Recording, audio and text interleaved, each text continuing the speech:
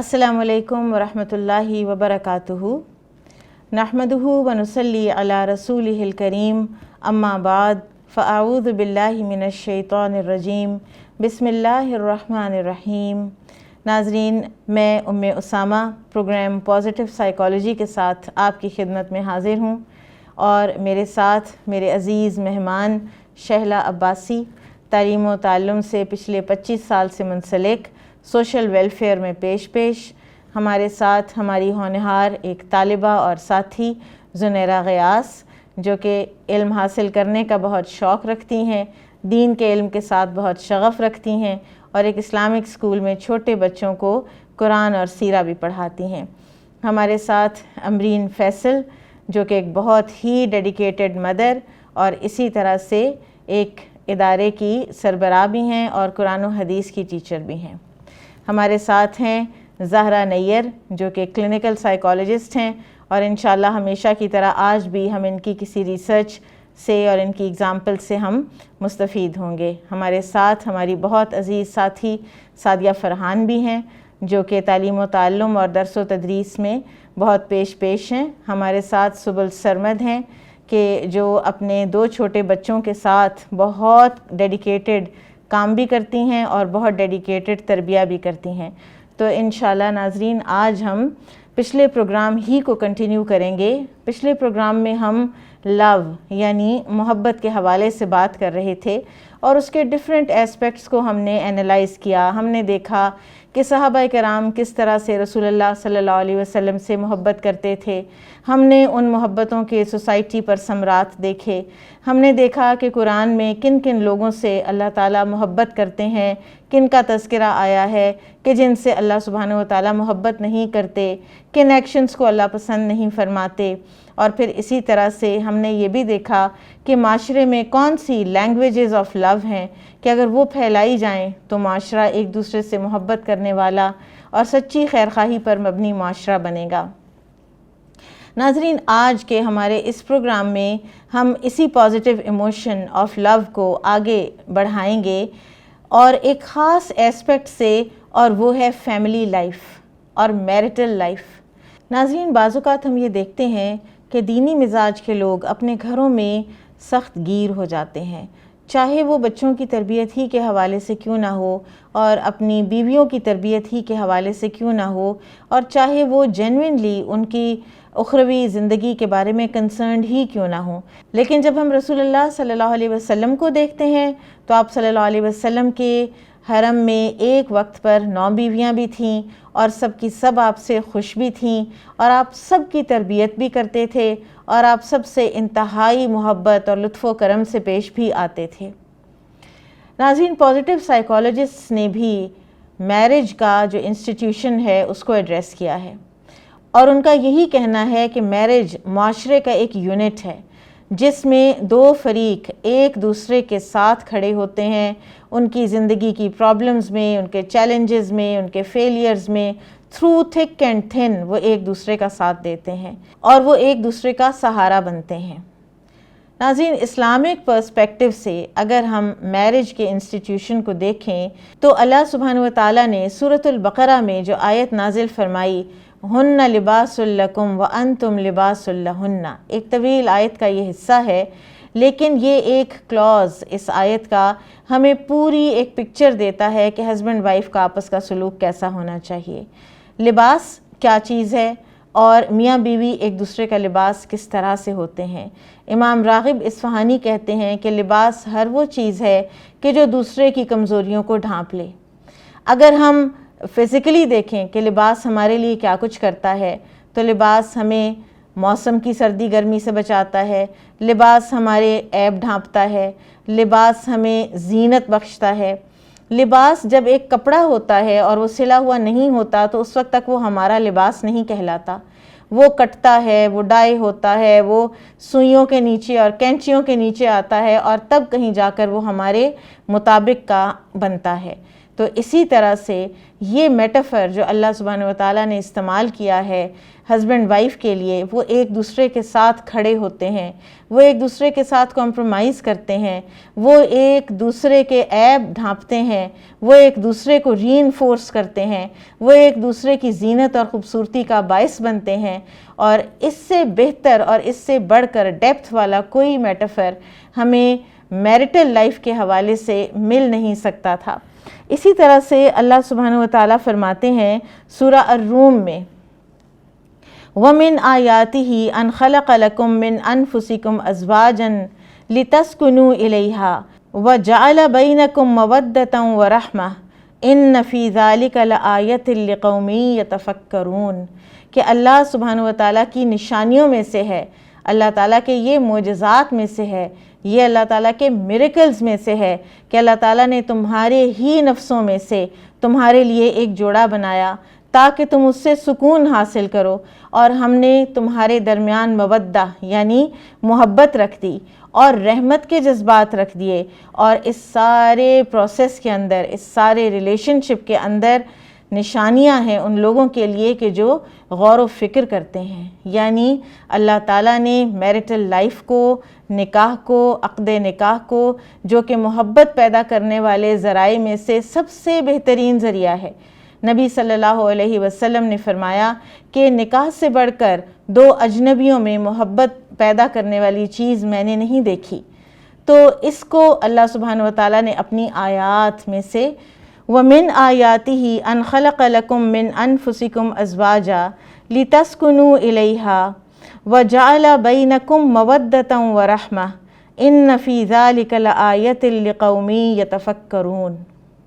تو ناظرین، اب ہم جانتے ہیں اپنی عزیز ساتھی شہلا عباسی سے کہ ہمیں تھوڑا انلائٹن کریں کہ رسول اللہ صلی اللہ علیہ وسلم کی حیات طیبہ میں آپ کے ازواج مطہرات کے ساتھ محبت کے، لطف و کرم کے کیسے کیسے واقعات ملتے ہیں، اور یہ محبت کتنی ڈائمینشنز کی محبت تھی۔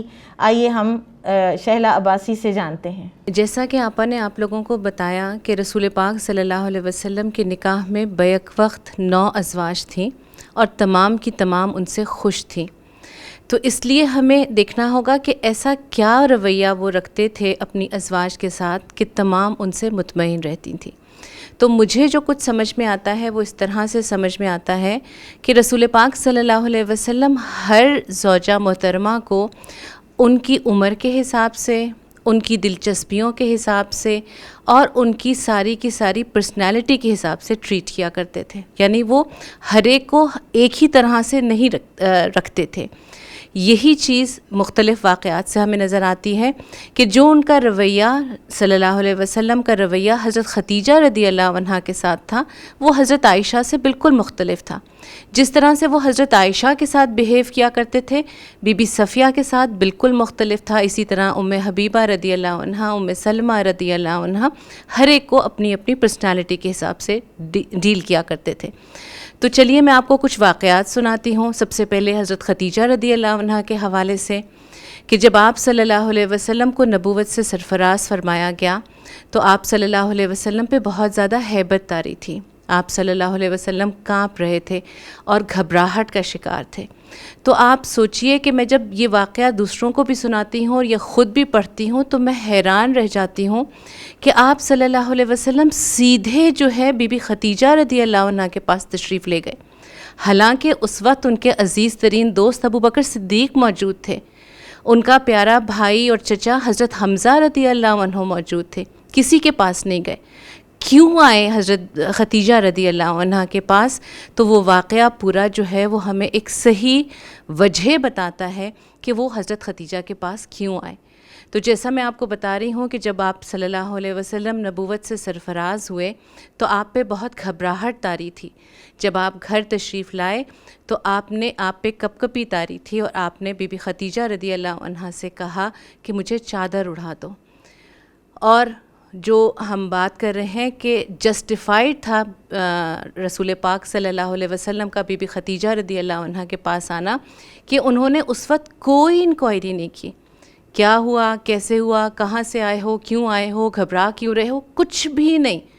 بڑی معاملہ فہمی انداز میں ٹھنڈی طریقے سے آپ صلی اللہ علیہ وسلم کو انہوں نے ٹائم دیا کہ وہ ریلیکس کر سکیں، وہ اس گھبراہٹ سے اوورکم کر سکیں، اور پھر وہ واقعہ پوچھا.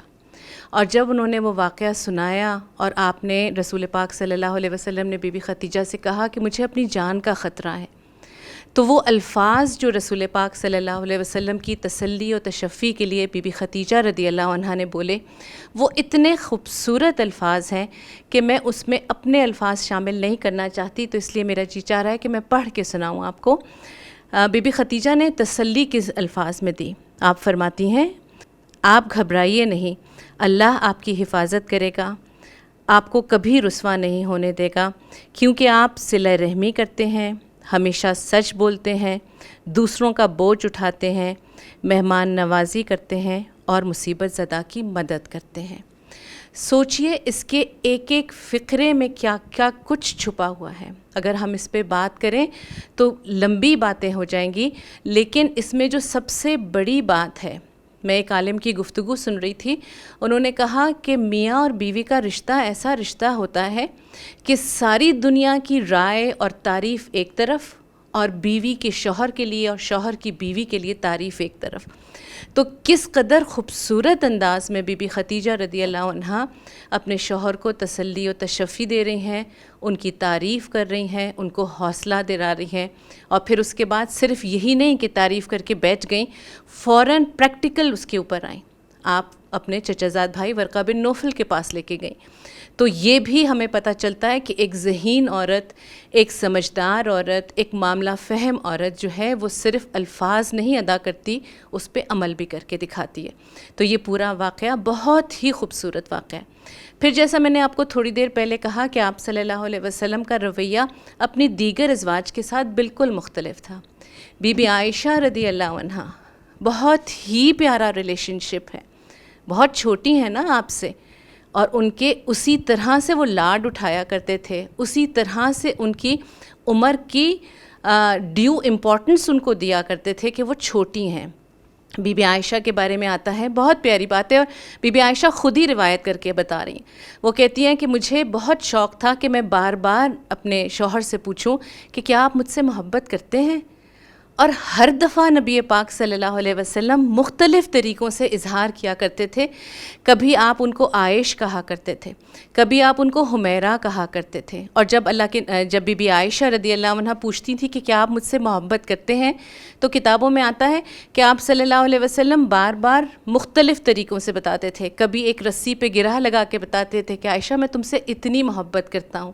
کبھی اپنی انگلیوں کو اس طرح جوڑ لیا کرتے تھے، عائشہ میں تم سے ایسے پیار کرتا ہوں.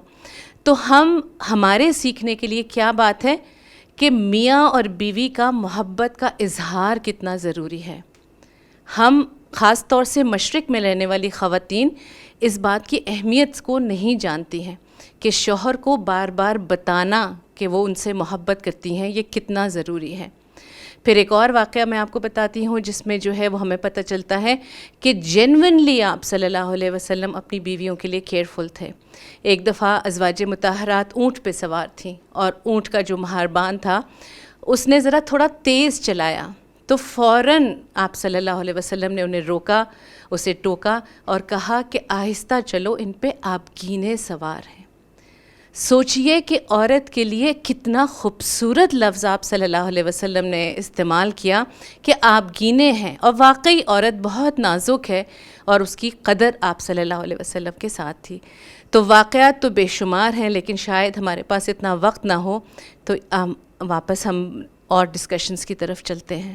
بارک اللہ فیکم. بہت خوبصورت نبی صلی اللہ علیہ وسلم کی حیات طیبہ میں سے ہم نے کچھ گلمپسز دیکھے، اور یہ بھی بات درست ہے کہ ایسے کئی اور بیش بہا گلمپسز اور مزید موجود ہیں. سیدہ صفیہ کا اونٹ سے گرنا، آپ صلی اللہ علیہ وسلم کا سب کے سامنے ان کے آنسو صاف کرنا، اور اسی طرح سے بہت سی انڈیئرمنٹس آپ صلی اللہ علیہ وسلم کی ازواج مطہرات کے ساتھ ہمیں ملتی ہیں، جس سے ہمیں یہ پتہ چلتا ہے کہ کنسٹرکٹیو گھرانہ کیسا ہوتا ہے، کیسے تربیت ہوتی ہے. سیدہ عائشہ کی انہی پیار میں، انہی محبتوں میں جو تربیت ہوئی، تو 48 سال آپ صلی اللہ علیہ وسلم کے بعد آپ رضی اللہ عنہ زندہ رہیں اور آپ ہی کی تربیت یافتہ تھیں اور آپ ہی کی تربیت میں آپ نے اسلام کو پھیلایا اور دین کی خدمت کی اور امت کو فائدہ پہنچایا۔ ناظرین، ہم یہاں لیتے ہیں ایک بریک، ہمارے ساتھ رہیے گا۔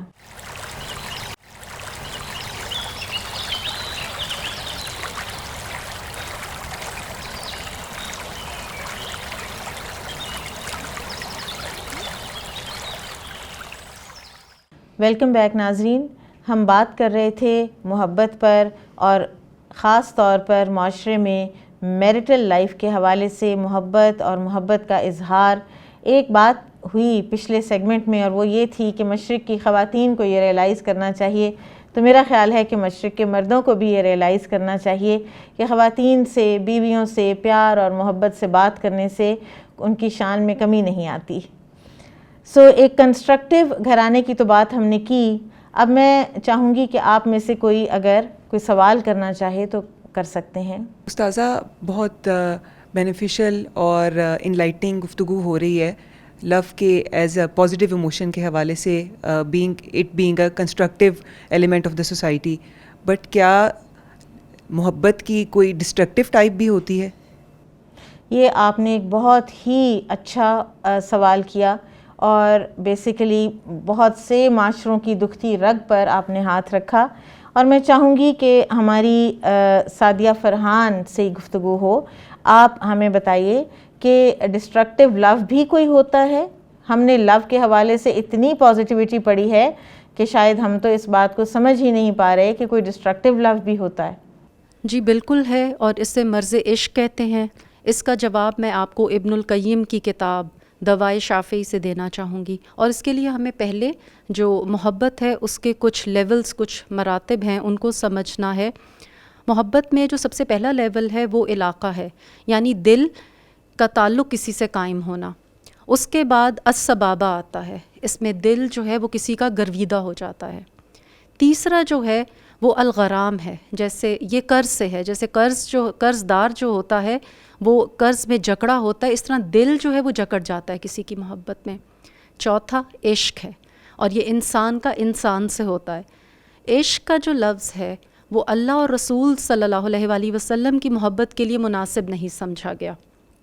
پھر اس کے بعد شوق ہے، اور یہ ایسا یہ لیول ہے جس میں دل کا سفر تیزی سے محبوب کی طرف ہوتا ہے، اور یہ انسان سے وہ کچھ کرا لیتا ہے کہ عقل حیران رہ جاتی ہے اور کس لیول پہ انسان کو پہنچا دیتا ہے۔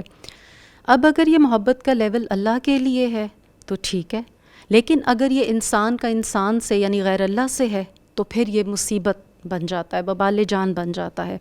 اگر ہم اس کو دنیا میں اب یوں دیکھیں کہ جو لوگ اس مرض عشق میں مبتلا ہیں ان کا حال کیا ہوتا ہے، ہر وقت غم میں مبتلا، ہر وقت حواسوں کے اوپر محبوب چھایا ہے، یہاں تک کہ کام میں دل نہیں لگتا، نفسیاتی الجھنوں کا شکار ہیں، ماں باپ علیحدہ کوس رہے ہیں، خاندان رشتہ داروں کے آگے رسوائی ہو رہی ہے، حقوق و فرائض ہیں وہ ادا نہیں ہو رہے، تو یہ کس طرح کا مرض ہے؟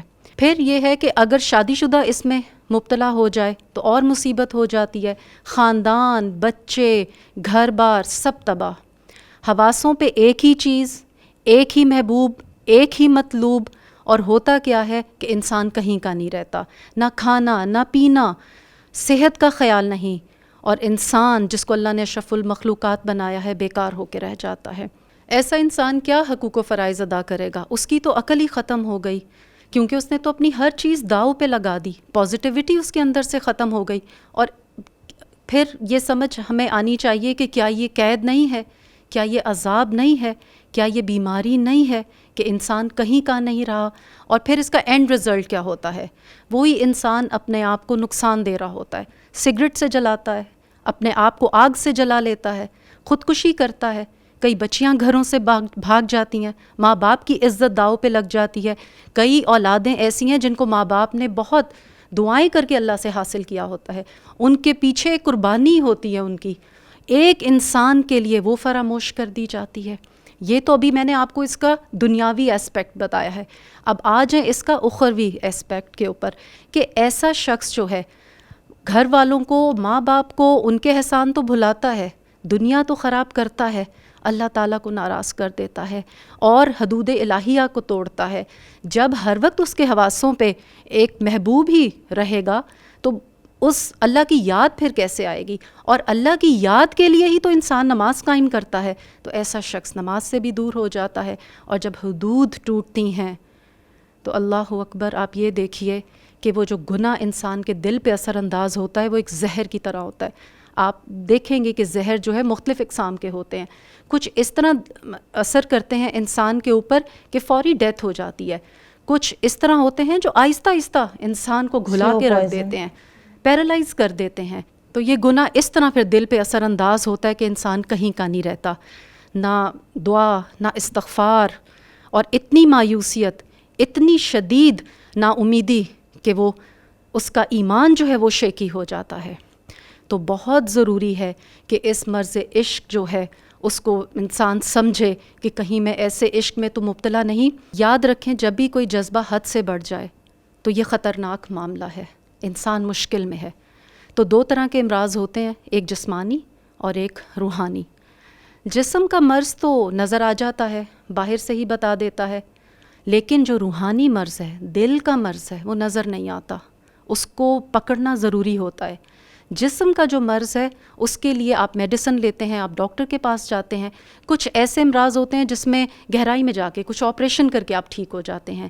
لیکن جو روحانی مرض ہے اس کو اگر آپ نے ڈائگنوز نہیں کیا تو یہ تباہی کی طرف لے جاتا ہے. کیونکہ جب ایک باڈی کسی مرض میں مبتلا ہوتی ہے، لیٹ سے ہم کہتے ہیں کہ جیسے کسی کو خدا نخواستہ کینسر ہوا، کینسر سے اس کی جان چلی گئی، تو جب انسان قبر میں جاتا ہے تو کینسر ساتھ نہیں جاتا. لیکن جب انسان روحانی طور پہ بیمار ہوتا ہے، اس کے عقائد، اس کے اخلاق، اس کا جو سوچ ہے وہ ڈسٹرب ہوتی ہے، وہ شیکی ہوتی ہے اللہ کے بارے میں، دین کے بارے میں، تو یہ روحانی بیماری جو ہے یہ قبر میں ساتھ جاتی ہے. اور جب یہ ساتھ جاتی ہے تو اس وقت علاج اور اس کا ازالہ نہیں کیا جا سکتا. درست فرمایا آپ نے. بہت آپ نے ایک بہترین تجزیہ کیا، اور اللہ سبحانہ و تعالی ہمارے علماء کو بھی سلامت بھی رکھے، اور جو دنیا سے جا چکے ان پر رحم فرمائے. اور بہت ہی بہترین انداز سے باقاعدہ ہمارے کچھ علماء تو جیسے ابن القیم رحمہ اللہ ہیں، امام ابن تیمیہ رحمہ اللہ ہیں، یہ تو اسپریچول ڈاکٹرز کی حیثیت رکھتے ہیں کہ کس طرح انسان کی ایک نیگیٹیوٹی کے اوپر انہوں نے پوائنٹ آؤٹ کیا اس کو، اور پھر اس کا علاج بتایا، اس کی تقسیم کی. اور ایک اور چیز جو ہم نے آج لرن کی وہ یہ ہے کہ عشق کا لفظ جو ہے وہ نیگیٹو کونوٹیشن کا لفظ ہے. ہمیں اللہ اور رسول اللہ صلی اللہ علیہ وسلم کے لیے جب ہم الفاظ بولیں تو ہمیں محبت کا لفظ استعمال کرنا چاہیے بجائے عشق کے. تو ہمارے جب محبتیں چینلائز ہوتی ہیں کسی اور طرف، جب وہ اپنا مرکز کھو دیتی ہیں، تو پھر اس کے ساتھ سارے احساسات بھی پازیٹیو کے بجائے نیگیٹو ہو جاتے ہیں. کنسٹرکٹیو کے بجائے وہ چیز کتنی ڈسٹرکٹیو ہو گئی. اپنے آپ کو بھی توڑا، اپنے گھر کو بھی توڑا، اپنے معاشرے کو بھی توڑا، لوگوں کو ناراض کیا، رب کو ناراض کیا، اور حاصل کچھ بھی نہ ہوا. یہاں پر زہرا آپ کچھ کہنا چاہیں گی؟ کبھی آپ کے پاس کوئی ایسی اگزامپل آئی ہو کہ جس میں ایسی قنوتیت کسی کے اوپر چھا چکی ہو، یا کوئی ایسا انسان جو ایسے اللہ سے مایوس ہو چکا ہو یا نیگیٹو ہو چکا ہو، ایسی کسی محبت کا شکار ہو کر؟ جی آپا، میں آپ کے ساتھ ایک کیس اسٹڈی شیئر کرنا چاہوں گی اس حوالے سے. ایک ینگ ایڈلٹ تھے، وہ انہوں نے سیشنز لینا شروع کیے. ان کی جو کنسرنز تھیں وہ کچھ اسی طرح تھیں کہ کچھ ڈپریشن کے آثار تھے، بہت پریشان تھے، ابھی جاب نئی شروع کی تھی، سیٹل ہونا تھا لائف میں.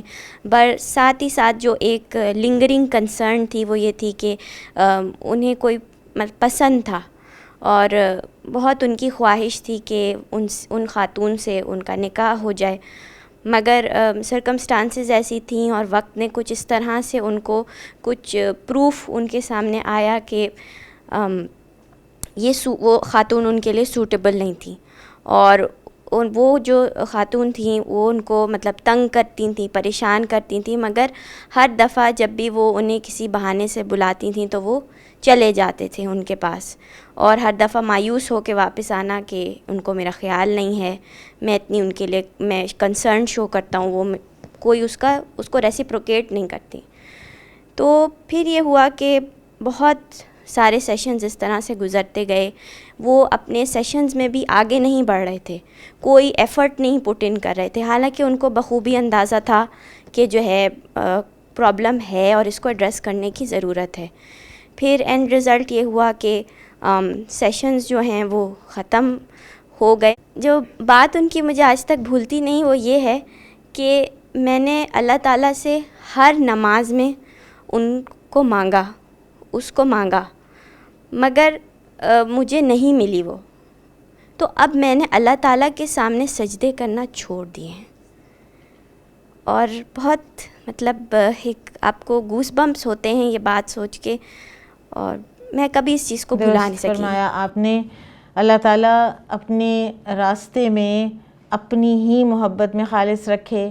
اللہ سبحانہ وتعالیٰ حلال محبت اور حلال طریقے ہی اختیار کرنے کی ہمیں راستے بھی دکھائے، توفیق بھی عطا فرمائے. اور جب کوئی چیز نہیں ملتی تو ہمیں پتہ ہونا چاہیے کہ قدر اللہ ما شاء فعل. اللہ تعالیٰ نے ہی وہ چیز ہمارے مقدر میں نہیں لکھی، اور جو اس نے چاہا اس نے کیا. ناظرین، یہاں ہم لیتے ہیں ایک چھوٹا سا بریک، ہمارے ساتھ رہیے گا.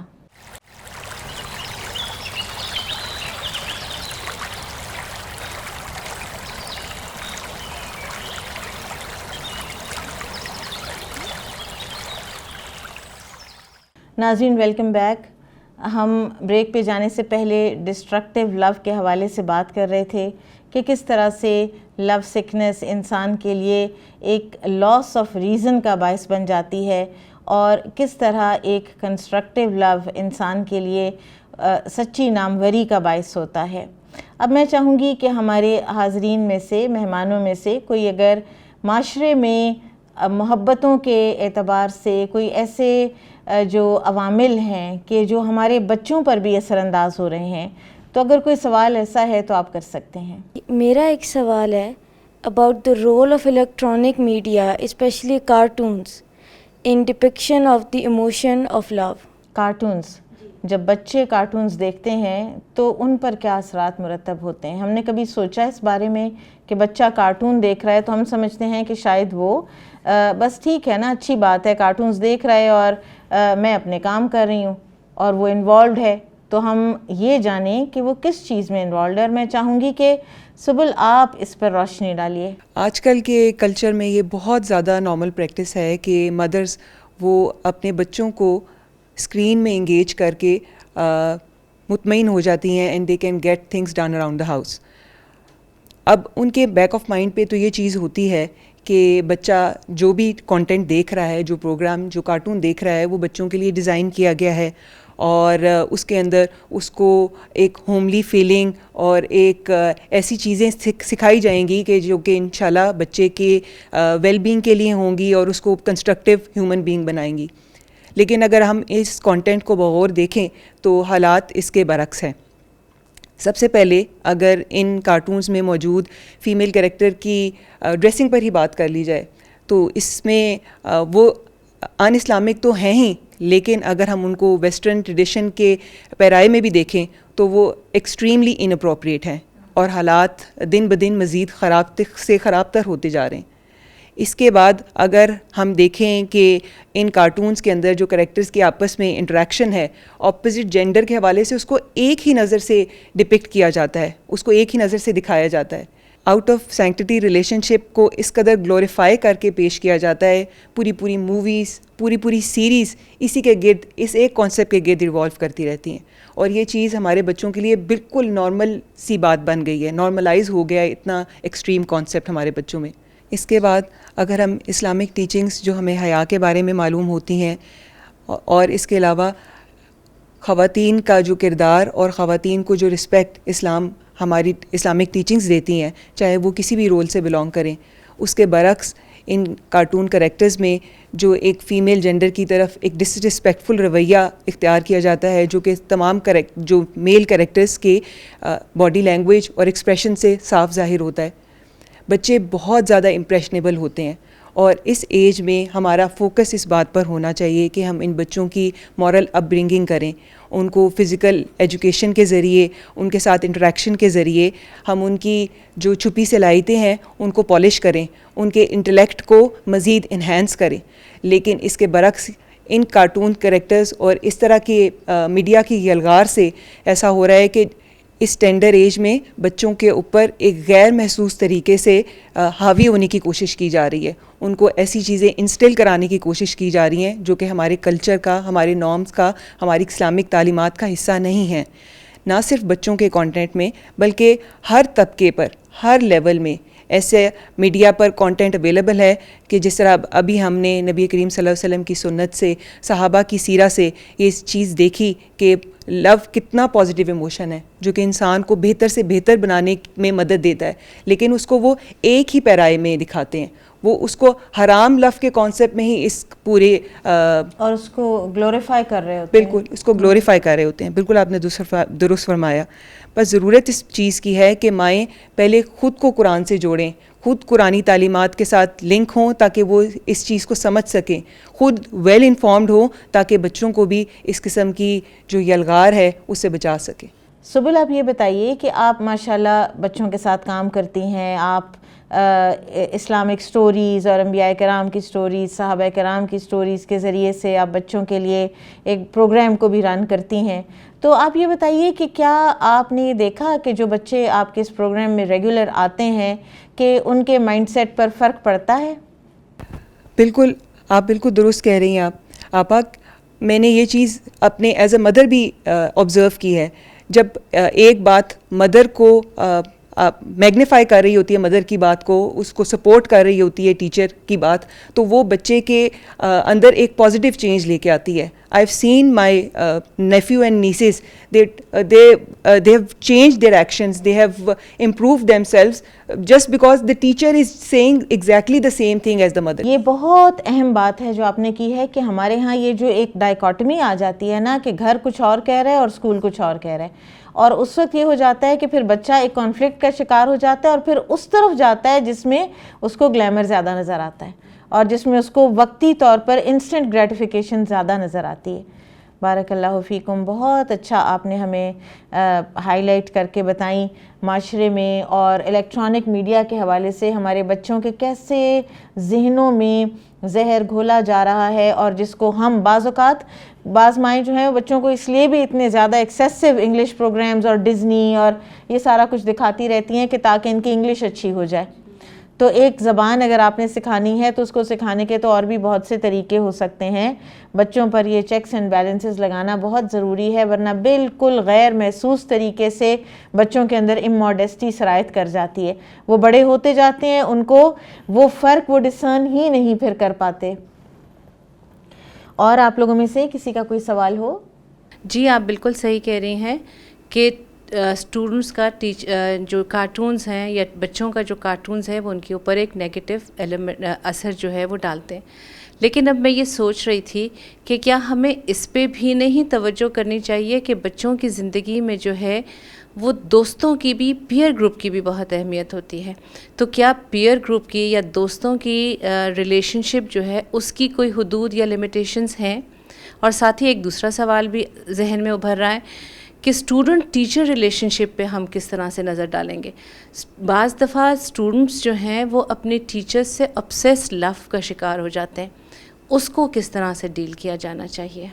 دونوں ہی سوال آپ کے بہت اہم ہیں, اور میں چاہوں گی کہ امرین فیصل آپ ذرا روشنی ڈالیے ان دونوں سوالات پر کہ دوستیوں کی کیا اہمیت ہے, قرآن و سنت کے حوالے سے ہمیں کیا رہنمائی ملتی ہے, دوست کیسا ہونا چاہیے, اور یہ کہ دوسرا ایک اور ٹینجنٹ ہے لیکن بہرحال بہت امپورٹنٹ ہے, اس کو بھی آپ ہی ایڈریس کیجئے کہ بعض اوقات اسٹوڈنٹس اپنے ٹیچرز کے ساتھ obsessive حد تک ایک محبت کا اظہار کرتے ہیں, تو ٹیچر کو اس بارے میں کس طرح سے ریئیکٹ کرنا چاہیے؟ دراصل اللہ سبحانہ و تعالیٰ نے یہ جو حب کا ایموشن ہے, جو محبت کا ایموشن ہے, یہ ہم سب کے دلوں میں اللہ سبحانہ و تعالیٰ نے رکھ دیا ہے.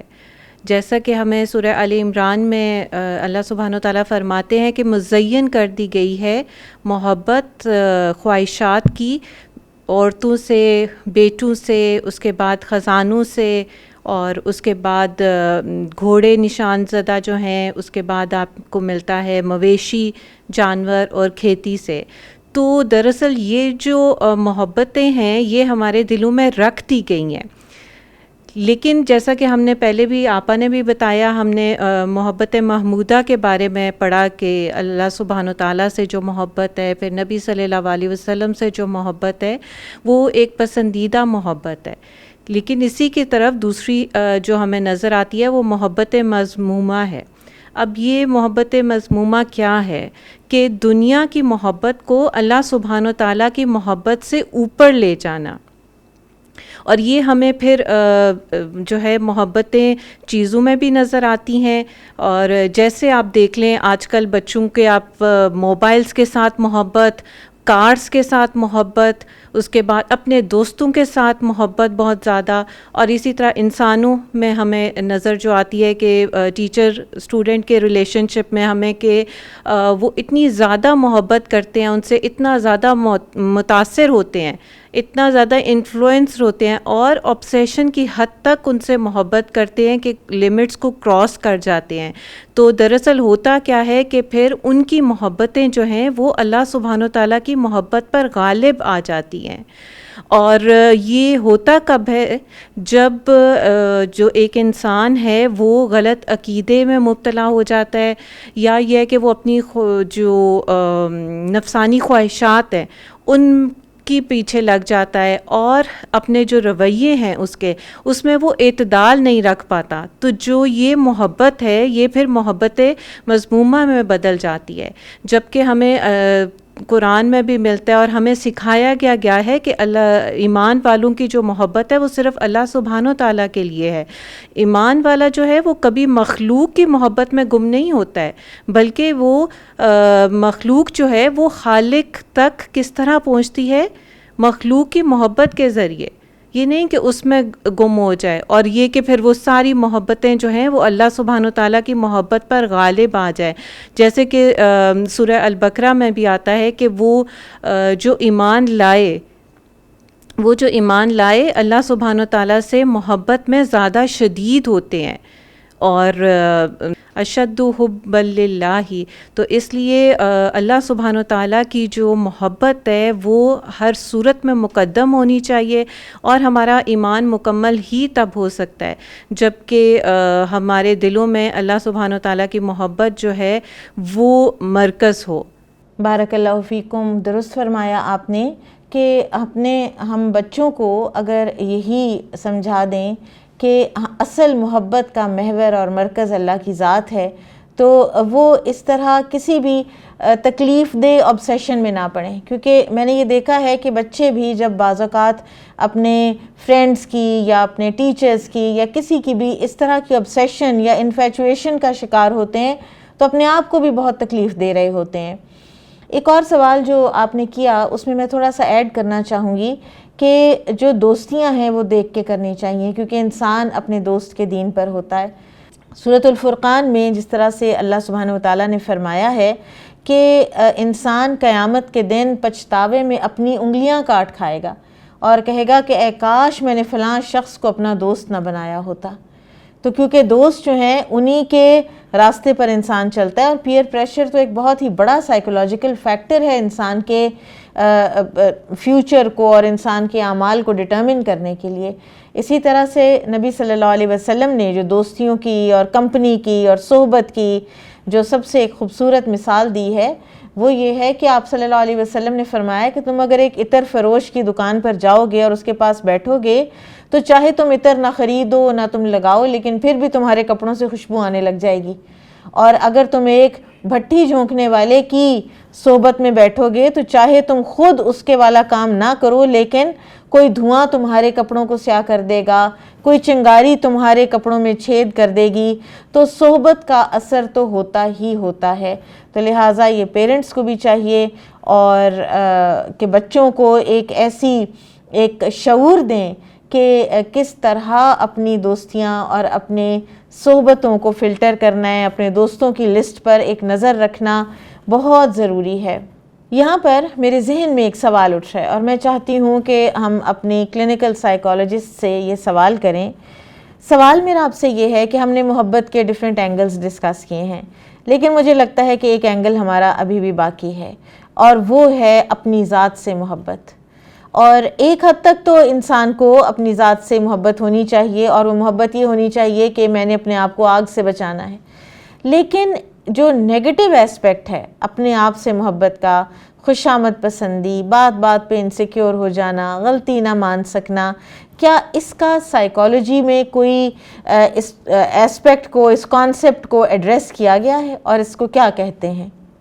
جی، ان ٹریٹس کے حوالے سے آتا ہے کہ ان کو نارسسسٹک ٹریٹس کہا جاتا ہے، اور ویسے تو یہ کلاسیفائی ہوتی ہیں کلینکل ڈس آرڈر میں، مگر کچھ لوگ ایسے ہوتے ہیں جن کے پاس یہ ٹریٹس ایک لوور لیول پہ ہوتی ہیں، مگر نیور دا لیس یہ تکلیف دہ ضرور ہوتی ہیں، تو ان کی نشاندہی ضروری ہے۔ ہو سکتا ہے کہ کسی کی لائف میں ایسا انڈیویجول ہو جس کے اندر یہ ٹریٹس ہوں۔ کچھ ہال مارک ٹریٹس کا میں ذکر کروں گی آپ کے ساتھ، اور پھر ہم دیکھیں گے کہ ان کے حوالے سے کیا کیا جا سکتا ہے۔ ہو سکتا ہے کہ کسی کا اسپاؤس ایسے ٹریٹس کا شکار ہو۔ تو سب سے پہلی بات یہ ہے کہ جو نارسسسٹک انڈیویجول ہوتا ہے وہ ویسے تو ایک بہت گرینڈیوس سینس آف سیلف لے کر آتا ہے، کہ وہ اپنے آپ کو بڑھا چڑھا کے بیان کرتا ہے، اپنے آپ کو ایسوسیٹ کرتا ہے ایسے لوگوں کے ساتھ، مگر اصل میں اس کا سینس آف سیلف اور اس کی سیلف اسٹیم بہت لو ہوتی ہے۔ تو اس کے حوالے سے یہ ہے کہ سب سے پہلے تو وہ بہت زیادہ ڈسمسو ہوتا ہے، بات بات پہ جو ہے ٹوکنا اور پٹ ڈاؤن کرنا، بریٹ کرنا، چھوٹا دکھانا، تاکہ دوسرے انسان کی عزت نفس مجروح ہو۔ پھر اس کے حوالے سے یہ بھی ہے کہ وہ مینیپولیٹو ہوتے ہیں، اپنا مطلب نکالنے کے لیے خوشامد کرنا، مگر جیسے ہی مطلب پورا ہو جائے تو دوسرے انسان کو امپورٹنس نہ دینا، گیس لائٹ کرنا، کہ اگر تو کوئی غلطی پہ ہے اور وہ خود غلطی پہ ہیں تو کبھی بھی اس کو تسلیم نہیں کریں گے، بلکہ دوسرے کو اس کا الزام دیں گے کہ تمہاری وجہ سے ایسا ہوا ہے۔ اور ایک ٹریٹ جو آفن اگنور کیا جاتا ہے مگر میریٹل ریلیشن شپس کے حوالے سے یہ بہت اہمیت کا حامل ہے، وہ یہ ہے کہ وہ انٹریکشن لمٹ کرتے ہیں اپنے سگنیفیکنٹ ادر کا، اپنے اسپاؤس کا۔ وہ چاہتے ہیں کہ ساری اٹینشن ان کی طرف ہو، وہ نیڈز پرووائڈ کرنے والے بھی وہی ہوں، انٹریکشن بھی انہی سے ہو۔ تو یہ آپ دیکھیں کہ بہت تکلیف دہ ٹریٹس ہیں۔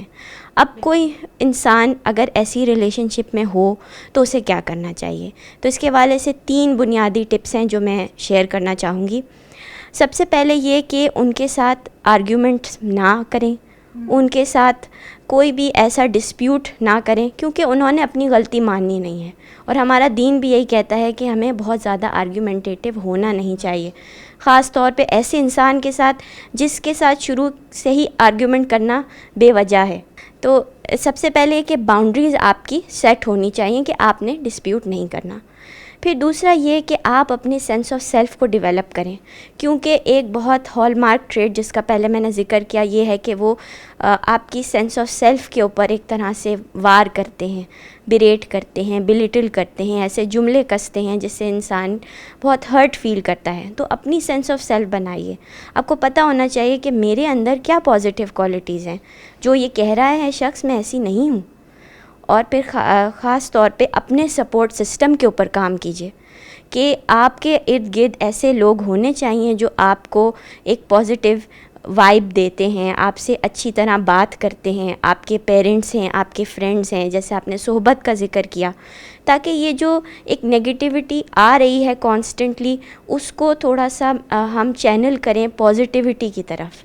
یعنی سیلف لو والے لوگ اور خوشامد پسند لوگ دوسروں کے لیے بہت تکلیف کا باعث ہوتے ہیں، اور میں نے آج ایک نئی وجہ جانی ہے تکبر کی، اور وہ سیلف لو ہے۔ نارسسزم تکبر کی ایک وجہ بنتا ہے، کیونکہ ایسے لوگ دوسرے کو کچھ سمجھتے ہی نہیں ہیں۔ اور آپ دیکھیے کہ رسول اللہ صلی اللہ علیہ وسلم نے فرمایا کہ تکبر کیا ہے؟ بطر الحقی وغمت الناس، حق کا انکار اور لوگوں کو حقیر سمجھنا، اور لوگوں کو حقیر سمجھنے کے لیے آپ کو اپنا آپ بہت زیادہ اچھا لگنا بہت ضروری ہے۔ تو ناظرین، ہم آج اپنے اس بھرپور گفتگو کے اختتام کو پہنچتے ہیں، اور اس کے ساتھ ہی پازیٹیو ایموشنز کی سیریز ہماری ختم ہوتی ہے. اس کے بعد انشاءاللہ ہم ایموشنل انٹیلیجنس پر بات کریں گے اور رسول اللہ صلی اللہ علیہ وسلم کی بھی ایموشنل انٹیلیجنس پر بات کریں گے, اور ہم دیکھیں گے کہ ہمارے لیے زندگی گزارنے کے کیا کا ڈھنگ ہمیں اللہ کے رسول صلی اللہ علیہ وسلم سکھا گئے. یہاں پر ایک بات الیکٹرانک میڈیا کے حوالے سے میں ضرور ایک پیغام, ایک ریکویسٹ دینا چاہوں گی پیغام ٹی وی کو, اور وہ یہ ہے کہ جس طرح ہم نے کارٹونز کی بات کی, ہم نے پروگرامز کی بات کی جو سب لائن میسیجز کے ساتھ بچوں کے ذہنوں میں زہر گھول رہے ہیں, ان کی ماڈسٹی پر اٹیک ہو رہا ہے, ان کے عقائد پر, ان کے نظریات پر اٹیک ہو رہا ہے, تو ایک الیکٹرانک میڈیا کا پلیٹ فارم ہونے کے ناطے میری آپ سے یہ ریکویسٹ ہے کہ آپ اس طرح کے ضرور بچوں کے لیے پروگرامز بنائیے کہ جو بچے دیکھیں, جن میں بچوں کے لیے فن بھی ہو, ریکریشن بھی ہو اور تربیہ بھی ہو. اللہ سبحانہ و تعالی ہم سب سے قبول فرمائے یہاں آ کے بیٹھنا اور اتنی ایمان افروز گفتگو کرنا. سبحانک اللہم و بحمدک اشہد ان لا الہ الا انت استغفرک و اتوب الیک. السلام علیکم ورحمۃ اللہ وبرکاتہ.